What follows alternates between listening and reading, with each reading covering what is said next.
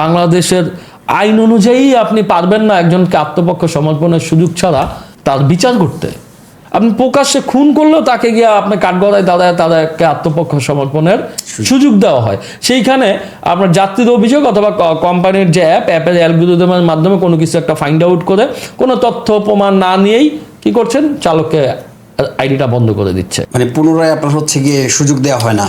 পুনরায় তো সুযোগ দেওয়া হয় না, বরঞ্চ একটা আক্ষেপের জায়গা বলি যে ইদানিং খুব আমার কাছে যে বিষয়টি আসতেছে সেটি হচ্ছে গিয়া যে দীর্ঘ 8 বছর 7 বছর আপনার এই সার্ভিসের সাথে যুক্ত আছে, 10,000 20,000 30,000 রাইড দিছে, এইরকম আইডিগুলো উবার ফেক আইডি বলে বন্ধ করে দিচ্ছে।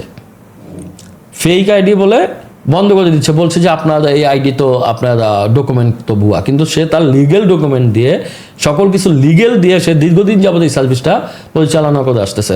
অফিসে যাওয়ার পরে বলে যে আপনার আইডিটা বন্ধ হয়ে গেছে, আমাদের কিছু করা নেই, এটা ইন্ডিয়া থেকে বন্ধ করছে বা হচ্ছে গিয়া হেড অফিস থেকে বন্ধ করছে।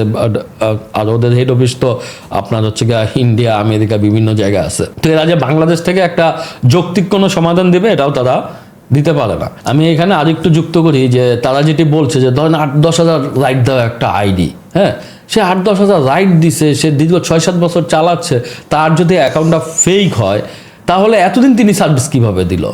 আচ্ছা, এতদিন তিনি সার্ভিসটা কিভাবে দিল? তাহলে এতদিন যাত্রী নিরাপত্তাটা কিভাবে ইনশিওর হলো? তাহলে এই জবাবদিহিতা তারা কিভাবে করবে? অর্থাৎ যদি আপনার হচ্ছে গিয়ে তার আইডি ফেক হয় তাহলে তো ওই 8-10 হাজার যেটা দিছে সেই ক্ষেত্রে তাদের মানে পেশাদারিত্ব নিয়ে প্রশ্ন আসে। অবশ্যই অবশ্যই তাদের পেশাদারিত্ব নিয়ে প্রশ্ন আর আসে। যদি ওইখানে 8-10 হাজার যদি ঠিক থাকে তাহলে তো এখন তারা আইডি ব্লক করার কোনো সুযোগ নাই।